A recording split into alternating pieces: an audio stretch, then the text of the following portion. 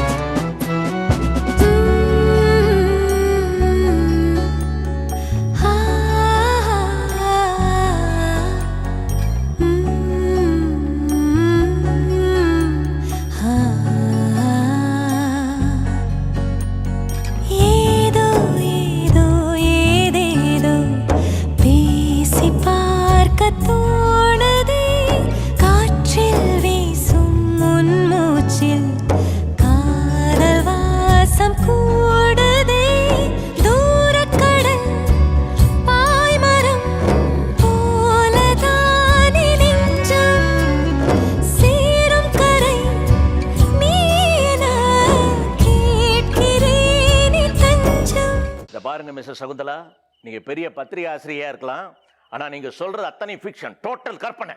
தப்பா நினைக்காதீங்க. கற்பனையில உங்களை மாதிரி பணக்காரங்க கிட்ட எழுத்தாளர்களும் சரி படைப்பாளிகளும் சரி போட்டி போட முடியாது. என்ன என்ன அப்படி சொல்றீங்க?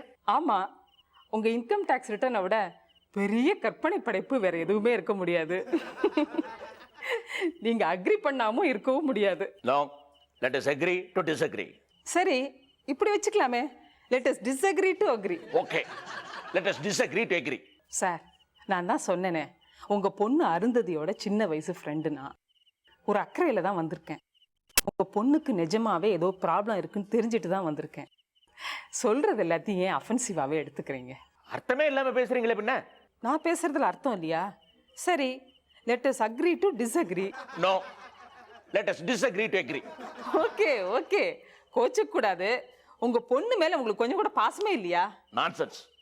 அவ மேல நான் எவ்வளவு பாசம் வச்சிருக்கேன்னு இந்த உலகத்துக்கே தெரியும். எனக்கு தெரியலையே. எந்த அளவுக்கு நான் என் பொண்ணு நேசிக்கிறேன்னு உனக்கு ப்ரூவ் பண்ண வேண்டிய அவசியம் எனக்கு இல்ல. அதாவது வால்ட் டிஸ்னி சொன்னாராம், தான் கார்ட்டூன்ல வர மிக்கி மவுஸ் பொண்ணை விட வாழ்க்கையில வேற எந்த பொண்ணையும் நான் அதிகமா நேசிச்சதில்ல அப்படின்னு. ஒருவேளை அப்படி இருக்குமோ? I don't have to make credit a Mickey Mouse, but only my Arundhati, a black doll. அதான் ப்ராப்ளம், பிளாக் டால். ஒத்துக்கிறீங்களா? I agree to disagree. Okay, let me disagree to agree. Okay. பொதுவாவே இந்த பத்திரிகைக்காரங்க எல்லாமே இப்படித்தான். ஆமா, கொஞ்சம் இன்டெலிஜென்ட்டா இருப்பாங்க. I agree to disagree.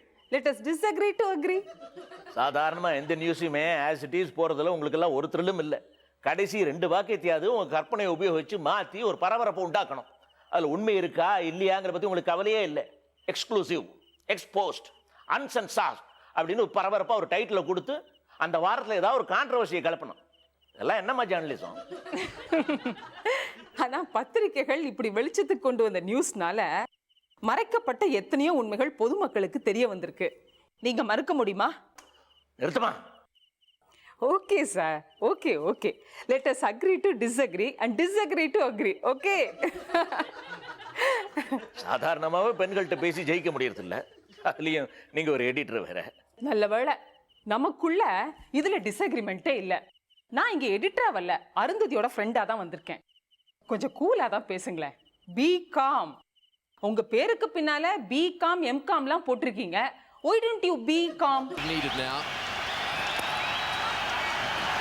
And shy at the stumps, and that's got to be close. Yes, it's all over. I think Jarvid knows too. That's all over for him. It's been a bold effort by him. He tried to hold it together.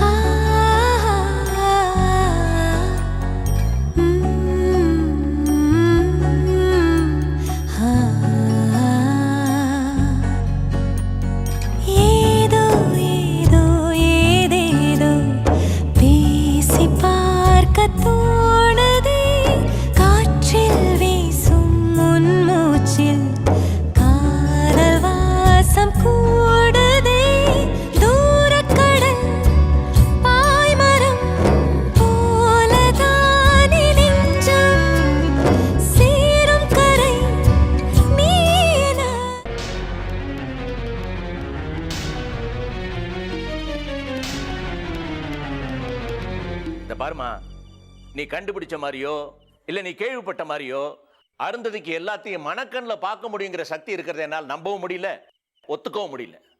நீ சொல்லு, நீ observe பண்ண வரைக்கும் அவளுக்கு இந்த மாதிரி ஒரு சக்தி இருக்கு நீ நினைக்கிறியா?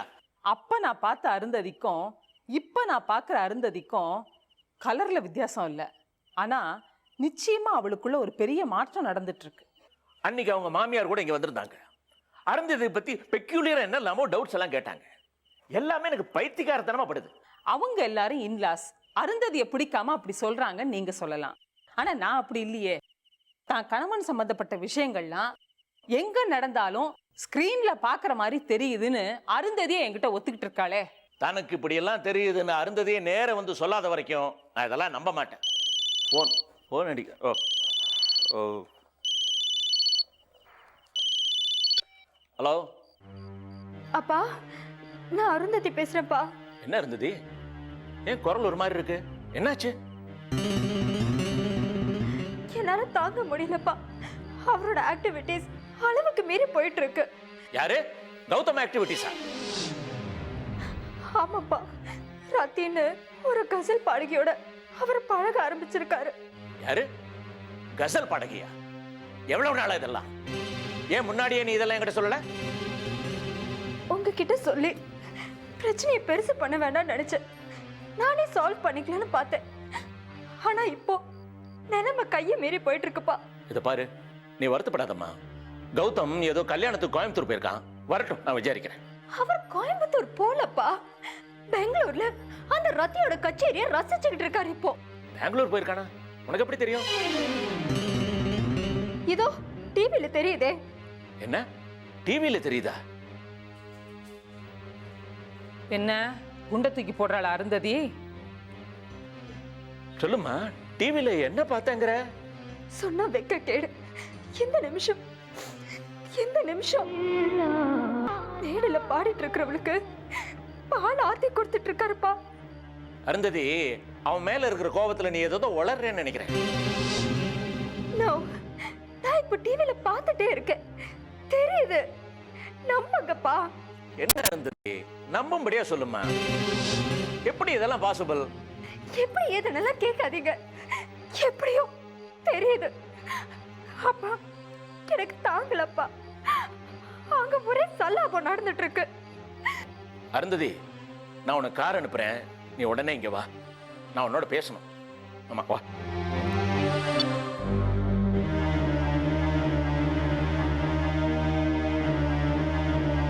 எப்படி? நான் சொன்னதெல்லாம் ஓகே தானா? இல்ல இப்பவும் யூ அக்ரி டு டிஸ்அக்ரி? படுத்தாதம்மா. I agree to agree. போதுமா? நீ எதுக்கும் பக்கத்திலே இருமா.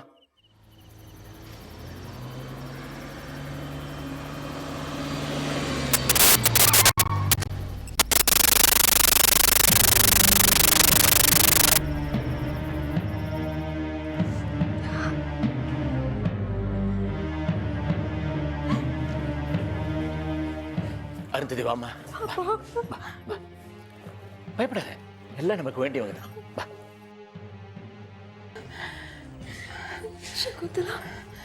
அருந்ததி, உங்க அப்பா கிட்ட உன்னை பத்தி பேசிட்டு இருந்தேன். உன்னோட ஃபோன் வந்துச்சு. நீ இங்க வரப்போறதா உங்க அப்பா சொன்னாரு.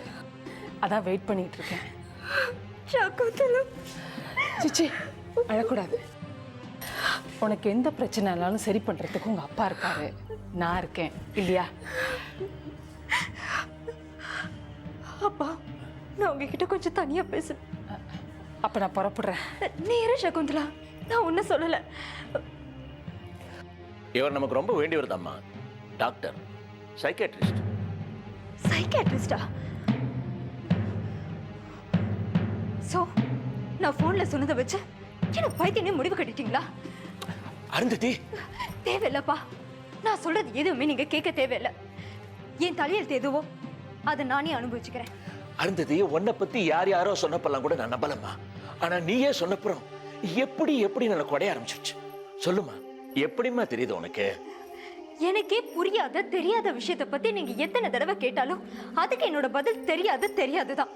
அது இல்லம்மா, பெங்களூர் நடக்கிற ஒரு சமாச்சாரம் டிவியில தெரியுதுன்னு சொல்றியே, அதான் நம்ப முடியாத குழப்பமா இருக்கு. நிஜம்பா, பெங்களூர்ல ஒரு ஹால்ல ப்ரோக்ராம் நடந்துட்டு இருக்கு இப்போ. ப்ரோக்ராம் லைவா டெலிகாஸ்ட் ஆகுதா? இல்ல. பின்ன எப்படிமா டிவில தெரியும்? ஐயோ எனக்கு தெரியுதே, நான் என்ன பண்ணுவேன்? முத்தமிழ் சங்கம் பெங்களூர் அப்படின்னு கூட போட்டிருக்கு. Where is the end for all this madness? ஏன் இப்படி எல்லாரையும் முட்டாளாக்கிட்டு இருக்க? நான் யாரையும் முட்டாளாக்கலப்பா, நானும் பைத்தியம் ஆகல. இப்போ டிவி போடுங்க, நான் காட்டுறேன்.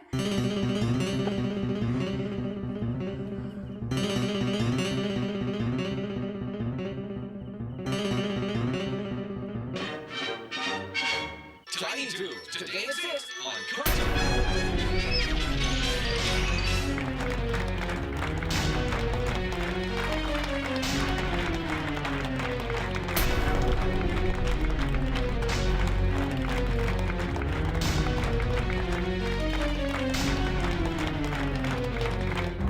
பாத்தீங்களாப்பா, அந்த ரதிக்கு போட்ட மாலையை உங்க மாப்பிள்ள வாங்கி வாங்கி வச்சுக்கிறாரு தன் கையில. கொஞ்சம் கூட வெக்கமே இல்லாம.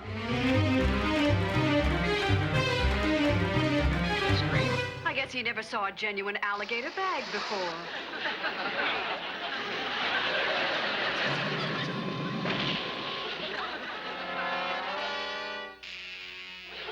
Help! Let me out of here! Goodness, he sounds like he's in agony. Lucky devil. I'm innocent. எங்கம்மா தெரியுது? வெறும் கார்ட்டூன் தானமா ஓடுது. They've discovered. இதோ இவதான் ரதி. தெரியல இவ.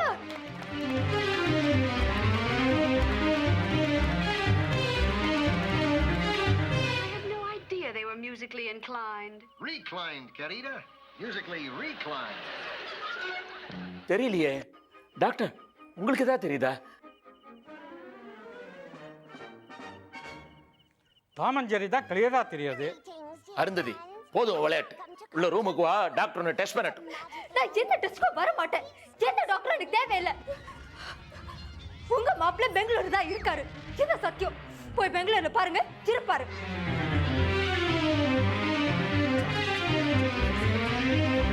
ஏன் சார், டெஸ்ட் பண்ணி தான் பாருங்களேன். பெங்களூர்ல உங்களுக்கு தெரிஞ்சவங்க யாராவது இருப்பாங்களே. ரைட் வா, உடனே கண்டுபிடிக்கலாம். பெங்களூர்ல என் பிரான்ச் மேனேஜர் நீலகண்டன் இருக்கான், அவனுக்கு ஃபோன் பண்ணி கண்டுபிடிக்க சொல்றேன். ரதி அவர்களின் பிரபலமான பாடல் 3 எழுத்து.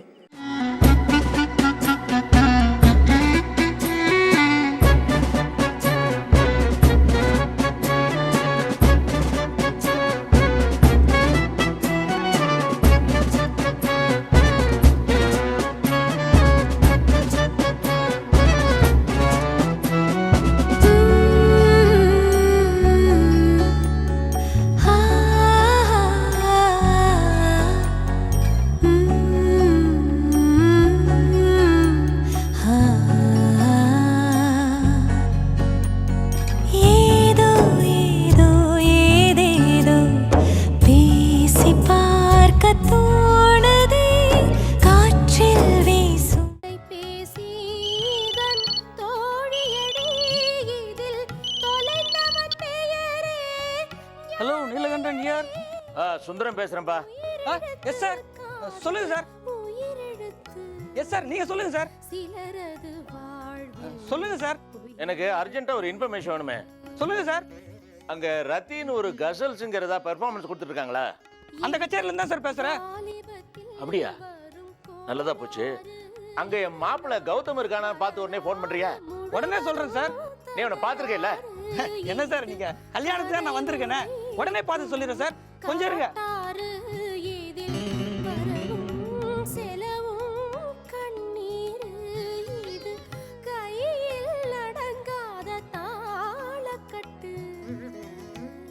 இருக்காரு சார், ஒரு 7-8 ரூபா முன்னாடி இருக்காரு சார். சரி சார்.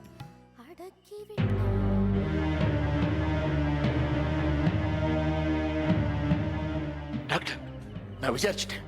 அவ சொன்ன மாதிரி கௌதம் அந்த ஹால்ல தான் இருக்கான். பாத்தீங்களா?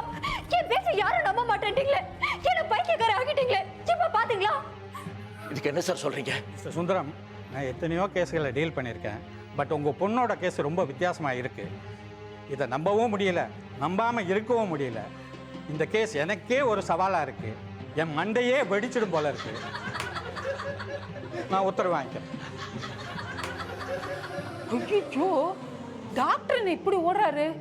உனக்கு வந்திருக்கிற சக்தி டாக்டருக்கே புரியல பத்தியா? சரி சரி, நான் பத்திரிகை ஆஃபீஸ் கிளம்புறேன். ஏய், பத்திரிக்கையில போட்டு நார் அடிக்க மாட்டியே? ஒரே ஒரு கவர் ஸ்டோரி ப்ளீஸ். பத்திரிக்கையில போடுவியா? பேக் ரேப்பர், பின்னட்டை. நோ, போடக்கூடாது. சும்மா அரை பக்கத்துக்கு போட்டு விடுறேனே. போடக்கூடாது. பார்டர் கட்டி சின்னதா ஒரு நியூஸ், ஒரு 1.5 இன்ச். போடக்கூடாதுன்னு சொல்றேன்ல. கண்ணுக்கே தெரியாம ஒரு மூலையில போட்டு விடுறேனே. நோ, போடக்கூடாது போடக்கூடாது போடக்கூடாது. என்னடி பெருசா ராங்கி பண்ற? இத போடலன்னா என் பத்திரிகை விலை போகாதா? என் படம் போட்டாலே போதும், சும்மா அள்ளிட்டு போகும். இந்த நியூஸ் எனக்கு வேண்டாம். சீச்சி, இந்த பழம் புளிக்கும்.